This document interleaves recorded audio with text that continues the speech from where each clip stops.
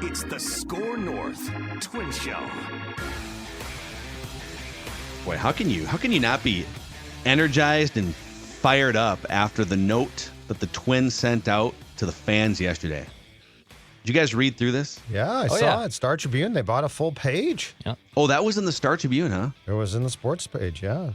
The thank you for believing? Yeah. Huh. Yeah, the email blast, social.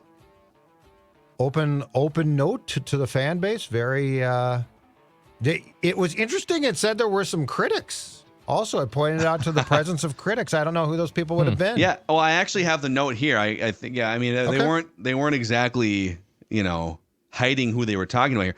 Dear fans, this season was different. It started with a promise, a lot of chatter. Trades were made. Trades were questioned. Judd. All caps, Judd. You didn't believe. Judd. Phil. Declan. Get off my bandwagon. Stars emerged. Vests were worn. They switched the samples. Vests were worn backwards. We clinched.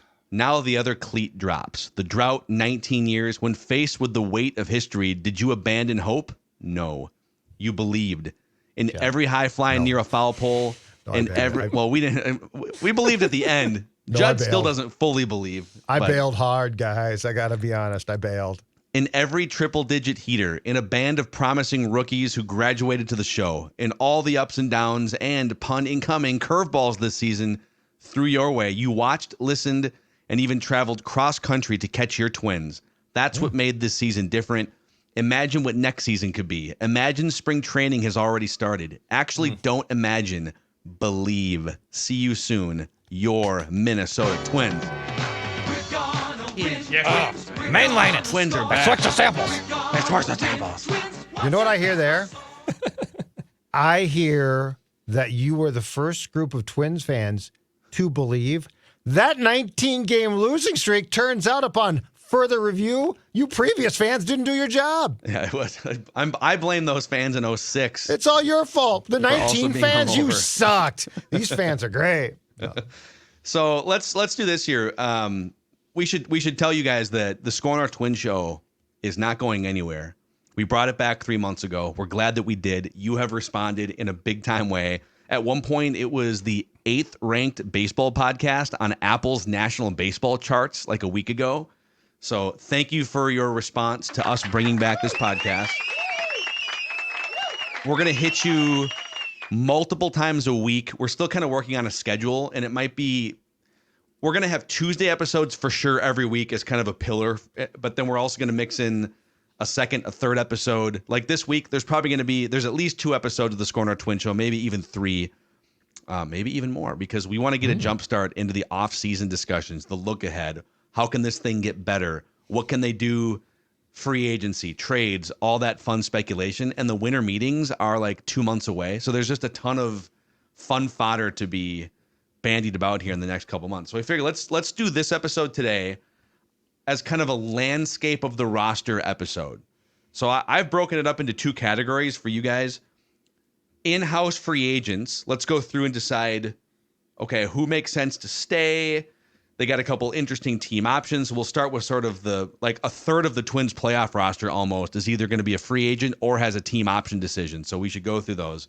Mm-hmm. And then let's do an early stab here at what our current 2024 26-man roster could look like using just like the guys that we know are in-house right now. That doesn't count trades or free agent signings. Are you ready for this exercise? Mentally, physically, emotionally, spiritually? Thanks, PJ. Okay. So let's go through these names here. These are in-house free agents that you got to make a decision on. We'll start with the team options. Max Kepler, $10 million team option. I am picking up the option and then looking to trade him. Okay. I can do without Max. And I do think his second half now justifies a value that certainly would not have existed before July 1st or so. It's quite not a predicament, But like, is he worth just $10 million? Well, if you look at his second half stats, yeah, that'd be an absurd bargain for $10 million. Mm-hmm. But if you pick it up, are you still going to be able to trade him? Will you still trade him and get what you really, really want? I'm a little confused on his market in general because he had an incredible second half, that's for sure. But also, should you just move on? Should you just say no thanks, but no thanks? We're good. We're going to spend this money elsewhere. I understand wanting to get something for him, and for sure, I'd rather get a trade for someone than just say, "Hey, bye-bye," and they go and re-sign with or sign a new contract with someone else. But I personally would not pick this up. I would say goodbye. I'm good. Later. I don't need it. Wow, is this going to be like the Griffin Jacks take where people splice this up, send it out on social media, and then clown you incessantly for like the next few it weeks? is funny because as much as, the Griffin Jacks take that was morphed from the Score North Twitter feed that then was used by the mob, I think there is this collection of people that just watch us regardless, no matter how they feel about us. So it might just get blown up there. They might just take this clip whether I put it out on. Now you're getting official or haughty not. and defiant here. They love to hate. No, I'm not getting defiant. I'm just saying that we see the same notes that I can't believe these guys said this and they took a clip and it's like, oh, so they're still listening to it. So yeah, if they want to take it and make it a Griffin Jacks thing 2.0, by all means, go ahead and do it. But wouldn't you actually, if you picked up the option and then tried to trade him, wouldn't that be a smart move? But because of Correct, your point, yeah. Dude, at 10 mil, he's a good price as opposed to, because if a team signs him as a free agent, they're going to pay more than that. So I think that you could actually leverage this into I'm not saying a killing of a trade, but a decent trade. He is a good defensive outfield. I don't know that he's the same as he was like 5 years ago in the field, but he's an above average corner defensive outfielder with range. And he was a 2.5 wins above replacement player, which puts his value much, much higher than $10 million a year. First half of the season, train wreck. Second half of the season, he was one of your best overall players. I don't think you can justify not picking up the $10 million option because there's two options. You pick it up, period. Trading him if you felt like, hey, we need a left-handed starting pitcher or whatever it may be. And we feel like we have enough corner outfield options. Like, let's say they decide, because there's another layer of like, how much money can they afford to spend on their payroll with Bally Sports North's $55 million in revenue coming off the books, right? They might decide, let's pick up the $10 million, trade it. Maybe somebody will pick it up because he's worth more than $10 million. And then you get a more cost-controlled piece back. And then you put Matt Wallner on a league minimum salary and Trevor Larnach on a league minimum salary, out in your corner outfield spots. That would be a discussion. I don't think you can just not pick up the $10 million. As frustrating as Max Kepler has been throughout the last 3 years, and as bad as he was in the first half, and as bad as he's been in the postseason too in his career, I don't think you can justify not picking up the option. So pick it up and kind of see where things progress from there. I'm not excited about him being back. I'm excited about the opportunity to turn him into something. Okay. Jorge Polanco, $10 million option. I picked this up, but the more I think about it, I pick it up and I think I might keep him. Guys get hurt. He's probably not the player because of injuries in the past 2 years that he was previously, but he is a solid player. He can play third. He can play second. He can. Well, I don't love it, but I'm saying we're kept. Wait, how do you get off saying he can play third of all people, dude? You've hijacked shows for 10 minutes ranting. I'm not saying that I would play him there a lot, but I am saying this. Okay. When you're thinking about players, one thing I like to see is what are you willing to do for my team? And Polanco, yes, ideally does not play third base, but you know what? You know what's going to stick with me to my grave? That Max freaking Kepler told me, I don't play center no more, Skip. I am a right fielder now. Like, you've got to be, I'm just saying, I think Polanco is more of a guy that I would be tempted to keep because guys are going to get hurt. You also have to allow for a little bit of an outside opportunity that Julian could regress. I don't think he will, but I've said that before. I've been totally wrong about guys. So what I'm saying is if it's between Kepler and Polanco, I pick up both options, I'm more tempted to keep Polanco. The more I think about it. Yeah, I think real quick here. I just pulled this up for reference because there's some value behind keeping him and shopping him too. If you look at the second base free agent market, so MLB Trade Rumors has an article up from a few weeks ago that previews the free agent second base class for this offseason.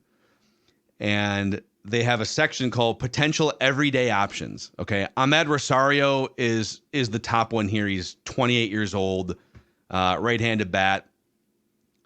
Not a very good overall player. Like if you get the full version of Polanco compared to like the full version of Ahmed Rosario, I don't know that it's particularly close. Like Polanco has more power. Polanco is just a better overall hitter.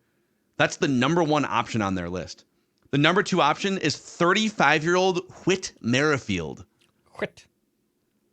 And then 32-year-old Adam Frazier and 35-year-old Elvis Andrus. I mean, it's just like Donovan Solano is the fifth option on this list for available free agent like second my base. age. So Jorge Polanco, I get that he's averaging like, 90 games the last two seasons, but in those 90 games, he's been a really good productive player. He's like a 3 wins above replacement player for a full season, prorated for however many games you get him for. He's worth $10 million for somebody. So you have to kind of decide, right? Royce Lewis is playing third. Correa is playing shortstop. Both guys have had some injury issues. You want some room for Brooks Lee. Julian's in that mix at second base. I might consider even having him train at first base. Is there room for Polanco to play every day without having to block like Brooks Lee, who might be ready to rock and roll in May? Or could you get something of value for a guy that can't stay healthy in a weak second base free agent market? I'm saying like via trade, obviously. Yeah. Yes. Could you get someone to overpay a little bit who's desperate? So I pick up the option And explore it. and then I have a bunch of conversations. Right? I don't pick up this option. I really think we're just making assumptions that when you're picking up these options, you can trade it and get the value, and I can just take the $20 million and spend that how I want to spend it. And that's kind of where I'm at with both these players, in Kepler and Polanco. When Polanco's been on the field, he's been really dang good. And then those 2 seasons that he's played in at least 150 games, the 2019 season where he was an all-star, 2021 season where he was borderline all-star. Talking about a 5-WAR player, like he's a really good player when he's been able to stay healthy. But with the logjam that's in the infield, like I'd rather Edward Julian start getting mad defensive reps at second base, and you have an answer there. And then you have Brooks Lee who's knocking on the door. You can find the Donovan and the Solanos of the world that are also going to come for cheaper, whether you bring him back or find the equivalent of him. I'd rather just say goodbye at this point and use that money to spend elsewhere. But here's the thing. You might not have that money to spend elsewhere. That's what we don't know. And that's what Derek Falvey said at his press conference a couple days ago too, which is we haven't had that. I mean, yeah, he goes, yeah, I mean, like we're losing a 55. I don't think he said 55, but like it's been widely reported that Bally's was paying the Twins $55 million a year, or Sinclair, I guess. Bally's is the brand. So this is my worry. If you let those guys go, A, are you even going to have the $20 million to spend? And B, if you do, are you going to get a player or 2 players as good as Kepler was in the second half and as good as Polanco is when he's healthy? Those are my 2 biggest questions. Just letting assets walk for nothing and not picking up their team options without exploring a trade of some kind, or maybe there's a trade where you eat some of the salary and you get something of value that's going to be here longer than the 1 year that those guys are under contract. I don't like the idea of letting assets walk out the door for nothing. Well, plus you'd also get, so if you picked up the option on both of these guys, the worst case scenario is a team that wants to trade for them lowballs you. Okay, you still get something back. Like, if these were options that you couldn't trade, then I'm with Dex. I'm like, okay, yeah, no. But these are 2, in baseball terms now, relative bargains. Especially Polanco. Because of the but I mean, lack of second base options. The worst case now is a team says, if the Twins refuse to, let's say, pick up $2 to $3 million, they say, we're going to give you a low-level prospect, a pitching prospect or something. Okay, it's something. It's a return. Also, if you decline the options, my guess is there's no compensatory No, because you're buying pick them coming out. back to you. Yes. So Yeah, you are deciding you're declining to the cut. 10, but you're paying them like 1.5 million to You're essentially basically go away. cutting them, though, Yep. if that's the case. All right, so Declan has said goodbye to both Max Kepler and Polanco with no compensation in return. But that's the other thing too, is like we're assuming the best case scenario with Brooks Lee's going to step in and be a player. Well, Brooks Lee might not be a major league a good major league player until 2025. We don't know. So that's another thing. And we also don't know if Edward Julian can be an everyday good defensive second baseman that you don't have that DH fallback for. So Yep. Okay. Sonny Gray. You could offer him qualifying offers like $20 million. I believe it was like 19.5 last year. Call it 20. Which you'll do. Yep. This year. Yep. So do you QO him, or do you look to sign him to some sort of multi-year? We're probably looking at north of $20 million a year for Sonny Gray in free agency. Go ahead, Dex. Yes, I bring him back. I take this money that I saved with Kepler and Polanco, and I use it towards bringing back Sonny Gray. I'd much rather have, if you told me gun to the head, you only get one of these three guys for next season, I want Sonny Gray of those next three guys. So I'm going to pull together that money as best I can, offer him, probably a 3-year deal that's looking at probably north of 20 AAV for those 3 years. But I want Sonny Gray back in this rotation. He's been a very good pitcher for them, and I'd rather have him than Max Kepler and Jorge Polanco going forward, especially with pitching being the utmost important thing it seems to be in baseball today. So I want Sonny Gray back. So yes, I bring him back. Ideally, I like what Dex said. Unfortunately, I don't think it's going to go down like that. I think he is going to, if I'm not mistaken, this is the first time that he's going to have the ability to actually test this process, and he's going to get paid. So I don't think he's going to sign here, certainly not until free agency opens. And so if I'm the Twins, he sort of got me. I QO him. I think he then leaves. So do I make an offer? Absolutely, I do. I make a multi-year offer. Do I think he takes it? Like, if we're the Twins right now and we're sitting down to discuss this, I think he absolutely does not. I think that there are probably teams and situations, judging from his comments the last couple of years, that he would prefer to play for. So I QO him. I think I end up with a compensatory pick. Unfortunately. He had such a good season. This was, by many different measurements, the best season of his career. And he was durable too. He made 32 starts. It's the most starts he's made in any season since 2014 with Oakland. Absolutely. Everything about him was bulldog. Yep. He was just a great number 2 starter, sometimes a number 1 starter for this team. But he turns 34 years old on November 7th. So in less than a month, he turns 34 years old. The 2 seasons prior to 2023, he only gave you 135 innings in 26 starts and 119 innings in 24 starts. He had to miss like a month or 2 months of time.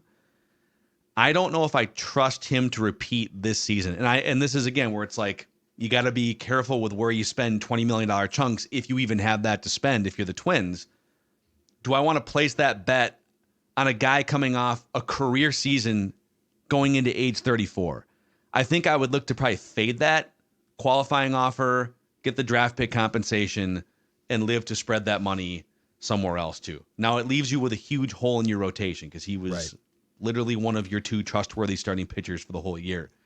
And so you're going to need a Joe Ryan to step up and be more consistent and healthy, or Chris Paddock to be fully healthy and step in, or find some other pitcher that, whether it's via trade or this is where are you able to find a good number 3 starter in a trade involving Jorge Polanco? There's a lot of moving pieces here that could potentially cover up for Sonny Gray, but I would probably lean toward qualifying offer and saying thanks for a couple good years to Sonny Gray. I don't think he was going through the clubhouse basically hugging and tearing up with guys after the Astros series if he's not gone. And so I just think, my guess is he's a braver Cardinal. Yeah. That's my guess. Okay, I'm going to give you 6 more names here. These are 6 free agents. You tell me which ones are you putting a star next to. Yep, we're going to be on the phone with that guy's agent. Okay? Yeah. Yep. I'll just give you all 6. You write them down and tell me which ones. Michael A. Taylor, Emilio Pagan, Kenta Maeda, Donnie Barrels, Joey Gallo, Tyler Mahle. Hold on, I'm crossing out Gallo right now. I'm going to pretend you didn't say his name. The top of my list, Michael A. Taylor.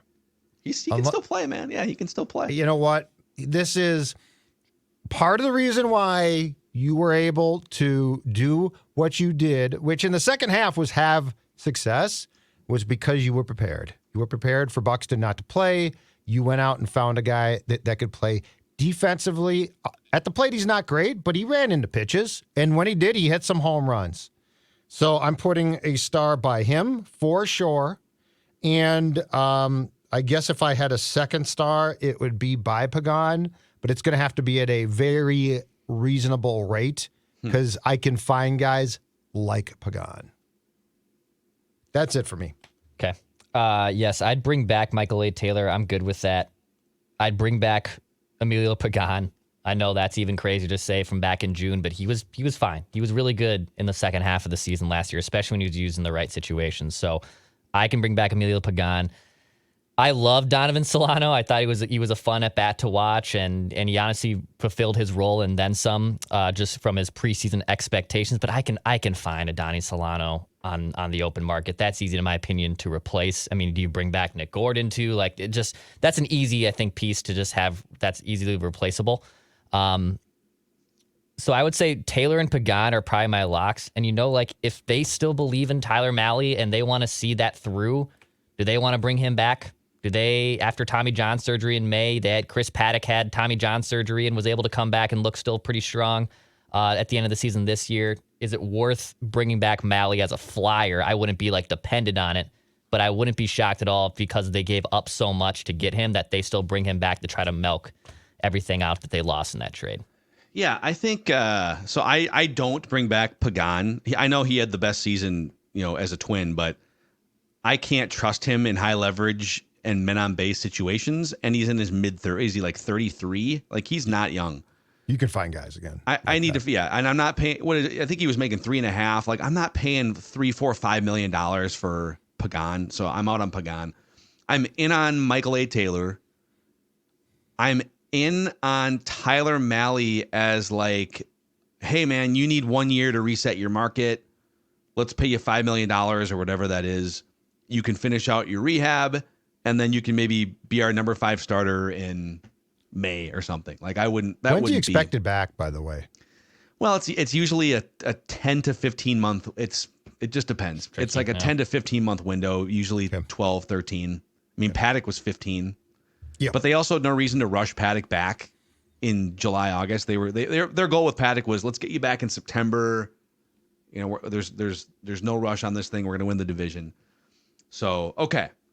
Now let's go to the roster here.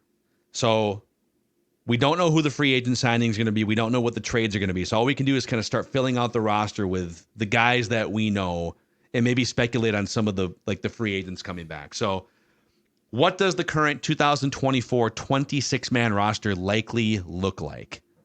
Presented by our friends at Ugly Deck and uglydeck.com. Judd. That's right. Exactly right, Phil. And look at that deck right there. And then the transformation. You know why that took place? Because my friends at Ugly Deck, uglydeck.com, can make your deck look great. And right now they're offering what they're calling a Reserve My Deck package now special for the DIYer who wants to build a deck in the spring and save huge. Now, this is only for a limited number of customers who reserve their deck package now. Uglydeck.com offering up to $1,000 off a full deck package plus locked in 2023 pricing.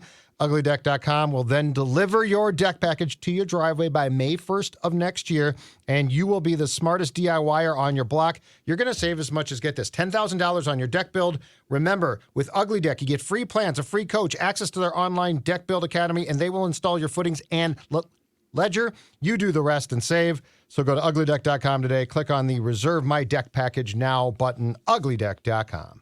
And our friends at Hire A Pro have jumped in for this October stretch of Score North Twin shows, and we appreciate them for that. So let's say you suffered some hail damage and you now have an approved roof replacement, an approved claim, okay? There's like 3 or 4 different big hailstorms. Hire a pro is going to help you earn a profit on that hail claim. Roofers hate these guys because they show you everything a roofer can't, the expenses and profit of the job. This is the most transparent process in the industry. You get the same quality materials and same manufacturer-backed warranty by a licensed and insured crew, but you get a chance to make some money on it. So if insurance has approved your roof replacement, give Hire a Pro a call at 651-402-3400. That's 651-402-3400. Or go to hireapro, hirea.pro, I should say, hirea.pro. Okay. So the catchers, 2 catchers, right? Jeffers and Vasquez are going to be back. Would you look at maybe I think Vasquez might get AAA? I think Vasquez might get moved. A $10 million chunk. He didn't play a playoff game. Like he didn't sign. I don't think he signed here to be that big of a backup. Do you? No, he didn't sign to sit in all the playoff games, but he's going to, I mean, they're going to get like 60-40, game share probably in 2024. But yes. So there might be a move. For now, you're right. But right now it's Jeffers and Vasquez. Yep. I think they're going to take 6 infielders, 5 outfielders, and have 13. You tell me if I'm wrong on this, but 13 position players and 13 pitchers, probably, just for the framework of this exercise. Sure. So the infielders I have down are Royce Lewis at third, Carlos Correa at short. Declan was outvoted by Judd and I in terms of the option on Jorge Polanco. So as of right now, Polanco is also in the infield with Edward Julian, Alex Kirilloff coming off of major shoulder surgery. Yep. And then Kyle Farmer as a utility guy still under contract. So those would be your 6 infielders. We could discuss going forward trading Polanco for something else. Does Brooks Lee make the opening day roster? Is Kirilloff ready to rock and roll and healthy as the starting first baseman? So there's a lot of questions there, but that's kind of the 6 that we have right now. I'll throw an idea out at first base that I think they might consider. Jose Miranda might get a look in spring training there. He's such a dud this year. Yeah, but I mean, he got hurt. He didn't play in the World Baseball Classic. I think it was a shoulder problem. It turned out he said it bugged him all year until he finally got shut down. I think he's far more probably a first baseman than a third baseman. And so I wonder if he'll at least get a look-see there because he can hit. Like if he comes back and can hit, he does profile as a guy who definitely offensively could be a productive first baseman. So I'm going to throw his hat in the ring as just at least a potential. I mean, if Kirilloff is healthy and Kirilloff is ready to go, he is easily your best option there because he's going to be one of your better hitters. I know, I think a lot of people, including us, kind of soured on him toward the end of the year, that play at first base, but the guy was apparently dealing with some major shoulder discomfort. And so if he fixes that, to me, there's not even a discussion between Kirilloff and Miranda. Miranda would have to work his way back like he's been trying to do. Yes. Through the minor league system. So, So there's some leeway there. Maybe Polanco gone, Brooks Lee in, Austin Martin can play some second base, which brings us to the outfield. So right now, again, we have Max Kepler exercising the option for now. Maybe there's a trade. Matt Wallner. I got 5 outfielders here. Willie Castro is under contract as kind of a roving utility guy. Byron Buxton is under contract. That's 4 of the 5. And then sounds like we're going to try and bring Michael A. Taylor back. But then Austin Martin had a big second half, and he can play some center. He can play some second base. So you basically have, in the 5 slots, Wallner, Kepler, unless he's traded, Buxton, Castro, and then an open center field question mark with Michael A. Taylor as a free agent. Would that be Martin? He's in the mix. In their world? I think that there's an option. I think when you look at what the Twins are up against, I think there's a lot better chance that Austin Martin gets a long look in center as opposed to second base.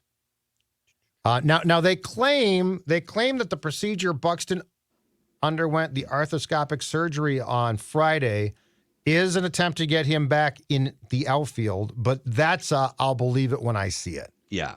Like I'm not buying into that what appears to potentially be a pipe dream until I actually see him physically at the start of a game regular season probably playing out there. Austin Martin last year, 10 starts in center field with St. Paul, 12 starts in left field. So 22 starts between the two spots, 10 in center. Yeah, I mean, he'll get a look. I mean, you can make it. I don't think they'd move on from Willie Castro, but you can make a case he's the Willie Castro replacement if they wanted to move on from Willie Castro. It's a similar person, too.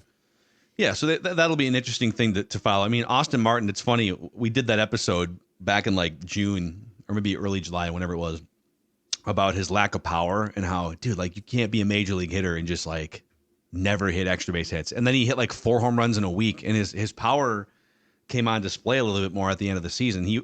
He still, for the whole season, mostly at AAA. Yeah, he had the 59 games at AAA. He played like 8 games at rookie league and A-ball. His overall slugging percentage was still only .398, which is not very good. But second half, a little bit more pop, a couple more home runs. So they have to figure out, what do they do with Buxton? What do they do do they bring back Michael A. Taylor? Do they trade Max Kepler? Some other guys to watch here that we haven't talked about much. Trevor Larnach, former first-round pick. He's still shown some promise. Andrew Stevenson, Jordan Luplow were part of your September. I mean, Stevenson was on your postseason roster as a backup outfielder. And then Nick Gordon, who we haven't really talked about much this year, obviously.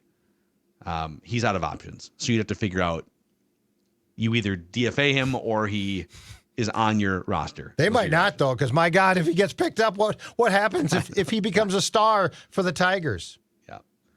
So, okay, pitching. 5 starters, 8 bullpen guys. Right now, the starting rotation would be Pablo Lopez, Joe Ryan, Chris Paddock, Bailey Ober, and a giant question mark.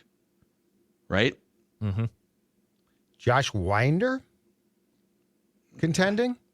I'm not defending him. I was going through this exercise as well and trying to. Well, here's a name. Right now, put the depth chart together. Matt Cantorino. Former second-round pick, big strikeout guy coming off Tommy John surgery.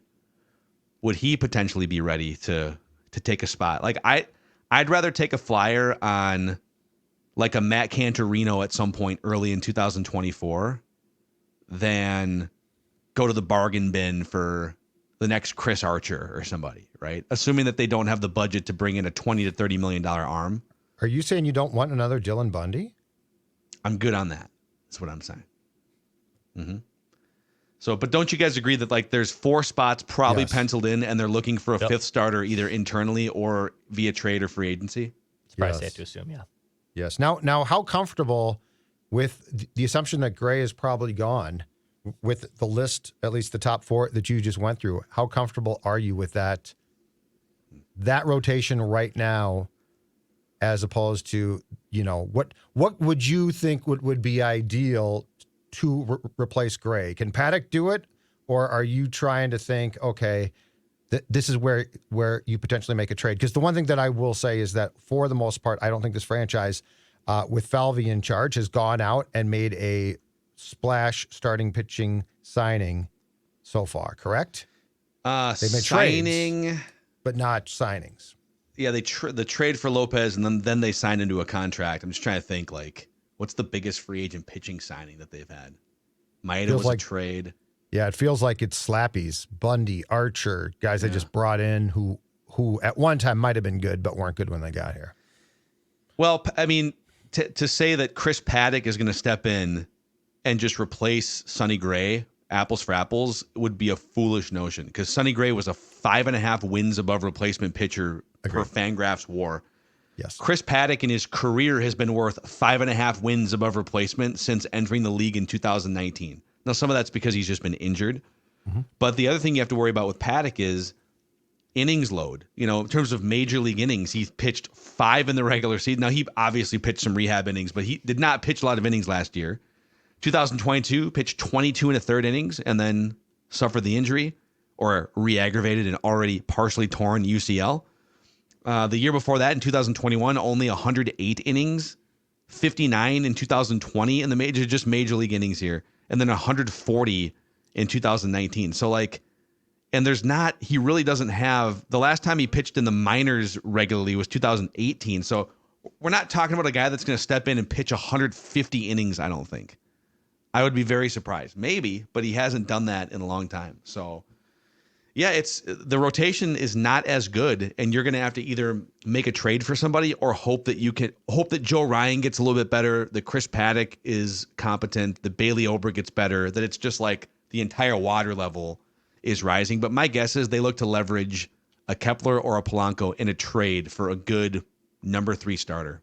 And then maybe Cantorino comes in, at some point before the All-Star break and gives you a little bit of young juice. All right. Okay, bullpen. Yep. 8 relievers. I think Duran, Stewart, Jax for sure. Like those guys are under contract. They're arbitration guys. And they're all pre-arb, actually. Louis Varland in the bullpen. Now, some might say make him a starter. I don't know, man. Guy throws 99 out of the bullpen. He's lights out. I keep him in the bullpen. Yeah, I think he wants to start, but I what we saw is enticing. Yeah. Like, it's really enticing. And if it doesn't work, goes back to starting. Yeah. But I think there's a chance that this guy has a real opportunity to cash in from the bullpen. So, yes, I would going into spring training, I would sit him down and say, if you're going to be a real success, not saying that you can't start, but I think that you have a real upside in the bullpen. So I'm with you. Yeah, keep him in the bullpen for sure. I know he probably wants to start. Every young kid wants to definitely be a starter over a reliever, but at this point, I think he's best served being a bullet out of the bullpen. 2 lefties. So Caleb Thielbar still under contract. He's getting pretty old now. Is he 35, 30, maybe 36, 37, somewhere there? And then I have Cody. You need 2 lefties. I have Cody Funderburk as the best of sort of the other lefties right now. Yep. He was excellent in the minor leagues all season. 13 strikeouts per 9 innings, a 2.36 earned run average. And then in his 11 games in the big leagues in September, a 0.75 ERA with 14 strikeouts per 9. He had 19 strikeouts, only 5 walks in 12 innings. He's done enough. He's 26 years old, going to be 27. I think he's your second lefty for now. So that's 6 of the 8. And that leaves 2 open bullpen spots. Some of the other guys that are at least on your 40-man roster are Jorge Alcala, Josh Winder, Cole Sands, Brent Hedrick is a lefty, Giovanni Moran is a lefty, Jordan Balazovic, who was once a top prospect. What's his future? He's a reliever at this point. He's got to be a reliever. I think he's gone. That's what I was going to do. Yeah. That was my question. Like, is there a future there? Woods Richardson is on the 40-man. It's another guy. He's another question mark. But does he make a bullpen like some of these guys have been failed starters? Do they make a bullpen transition and all of a sudden revive their career? I would love to see them sign on the free agent market a left-hander who could be the lead southpaw out of the bullpen. Above Caleb, right? Yes, above Caleb. But dude, Funderburk might actually be a better lefty next season if you give him a chance than Caleb. Yep. I'm just saying, if I'm sitting down right now to decide 2024, that's one place where I would definitely, if I don't think that Funderburk is that guy, and it doesn't mean that you can't use him, but if I don't think he's that clear-cut guy, I would love to get a southpaw out of the bullpen who has the potential, because, of course, if you come in now, you've got to face 3 guys I'm confident that guy can get right-handers out as well in that appearance. Mm-hmm. So that would be one place where I would probably be trying to upgrade a little bit. A lefty starter, too, would be... Yeah, it's true. I don't know that it's totally necessary because, they win as far as they did this year without really, until Dallas Keuchel came along. He was their only lefty starter, right? But it'd be nice if you got these other 4 righties. Do you have a lefty starter that could come in and be effective? Right. So right now we kind of have a number 5 starter question mark, 2 bullpen spot question marks. The whole outfield situation with Michael A. Taylor being a free agent and Byron Buxton being a question, and then potential holes if you trade Jorge Polanco and Max Kepler. So you got like a handful of things you need to be pushing for here as free agency opens up after the World Series. I also would not be adverse to toying with the idea, just as a mad scientist sort of thing, of having Buxton come back, because the knee's never going to be the same. Mm-hmm. With Michael A. Taylor in center and Buxton in a corner outfield position if he can play the outfield. I kind of love that idea. And it kind of it helps solve your lack of a right-handed corner bat too, but again, he has to play.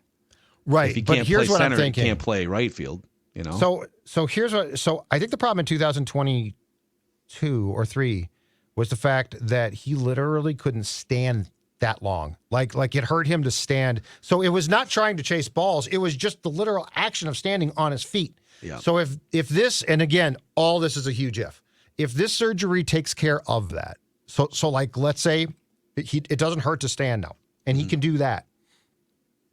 I don't know that I still want to ask a guy who clearly has a chronically bad knee to chase everything in center that he would have to. And by the way, Taylor showed his ability. There's nothing wrong there. He's really good out there.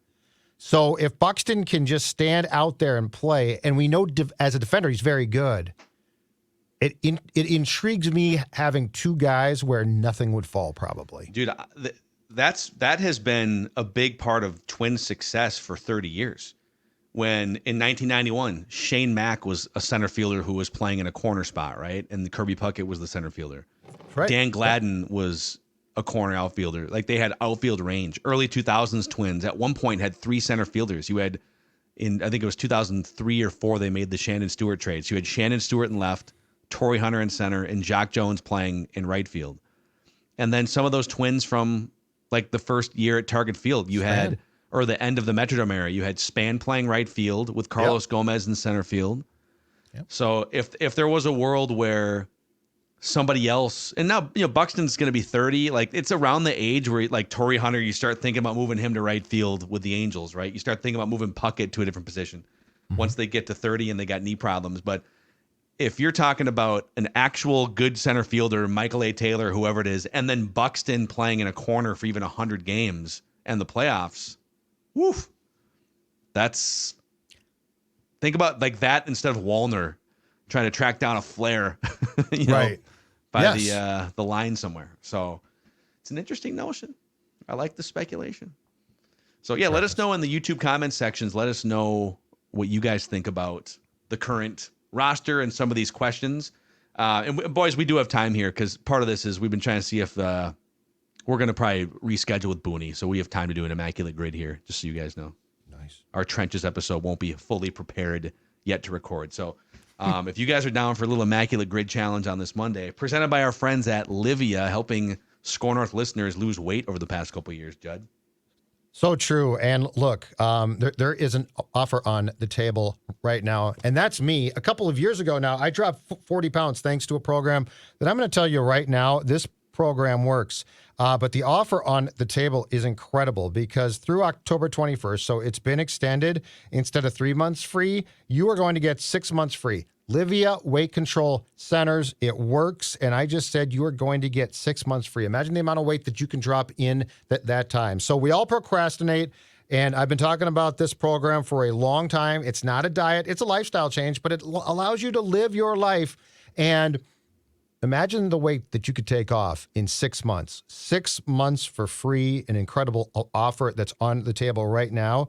Again, through October 21st. So it's going to be short-lived here. 855-GO-LIVEA, Livia.com. Livia, Livea.com. Take advantage of your opportunity to drop those unwanted pounds. All right, boys. Let's actually put 6 minutes on the clock because old Macadac did just get a little preparation here for Trenches. So we'll talk off mic about our schedule here, but let's do 6 minutes back to our abbreviated Immaculate Grid here. Judd's gonna love this one. Oh yeah, this heritage franchises all over the place here. We're looking for a Red Sox who was a Dodger, a Red Sox who was a Brave, and a Red Sox who was an A, a Tiger who was a Dodger, a Tiger who was a Brave, and a Tiger who was an A.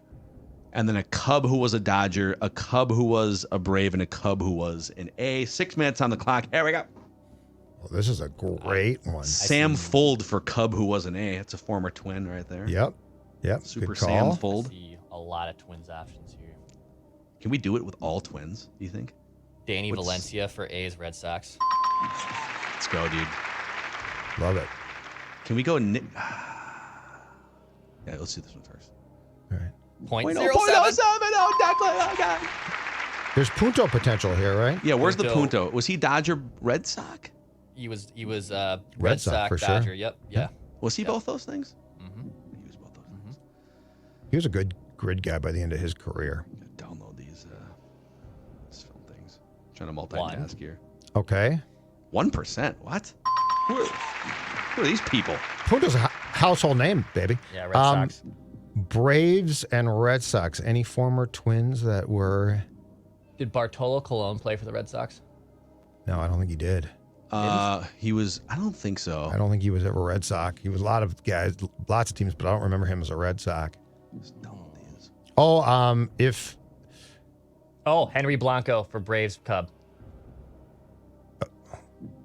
okay, Henry Blanco. Yep. And- 100%. Yep. and Ron Coomer for Dodger Cub. Yes. God, yes. Okay, I'm back engaged now. Blanco is 0.3. I'm back in You said I had to Coomer download for these files. Dodger. No, I know.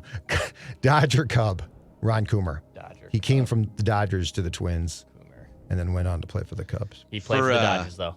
Yes, before he played, that was the trade. Okay. Hey, for A, who was a Tiger, dude, 0.1. Nice job. Remember in Moneyball, Carlos Pena, that first baseman? Yeah, Carlos Pena was a Tiger and an A. I traded him. Fernando Rodney would work too. Mm-hmm. What do you think's the lowest one? Pena. That I don't know. Probably both I mean- pretty low. They're both probably very low. I think Rodney, because Pena was like a known power hitter, and Rodney, although a good reliever, is more like no one really remembers relievers. I feel like. Let's try it. All right. Nice. 4. 4%. Let's do it. All right.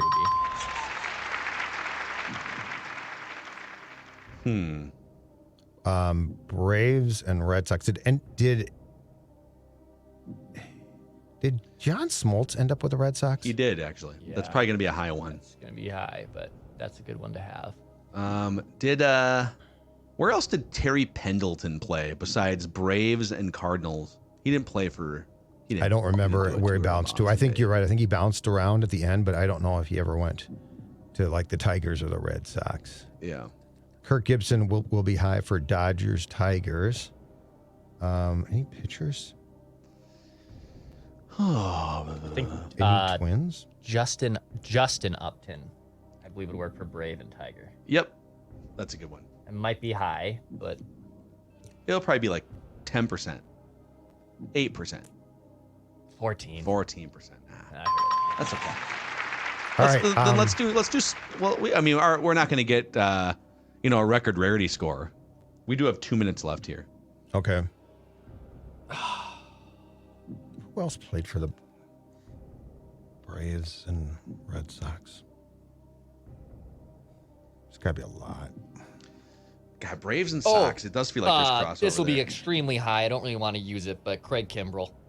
Oh, yeah. That'll be That's super gonna be- high. Super That'll high. be super I'm trying to think Yeah, like old if- school too here. Like Right. Like the 70s and 80s. how far back do we get on that Braves franchise? Does that go? It just goes back to like the 50s, probably Milwaukee. No, it goes back to Boston. It goes back literally to the 1800s. Oh my God. Yep. Babe Ruth. So Babe Ruth. Let's use Babe Ruth. He ended his career with the Braves. yeah, he did. 9. 9%. Oh, Nine. wow. Oh, those kids Dude. today. All right, a Tiger and a Dodger.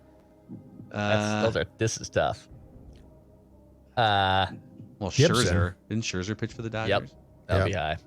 Kirk Gibson played Kirk for both Gibson. teams. It doesn't really matter if it's high now, though. We've got Yeah, we should probably just 14 wrap and 9%. Let's give Phil a chance to get. it. Okay. Kirk Gibson. Kirk Gibson. Yep, Gotta cut some film here, boys. Yep, Football. that's important stuff. Kirk 21. Gibson. 50. All right. That's a 52. That's a pretty good rarity score, boys. Not bad. Pretty All good. right. Boom. Hey, can you Can you guys, audience, please give us a 5-star rating and a positive review on Apple? That helps us grow the hashtag brand here on the Score North Twin Show. And let us know what other topics you want us to talk about as we emerge into Twin Show off season. We're super pumped to keep this show rocking multiple days a week. Thank you for hanging out with us here. Score North Twin Show on the Score North YouTube channel, Apple, Spotify, and the Score North app.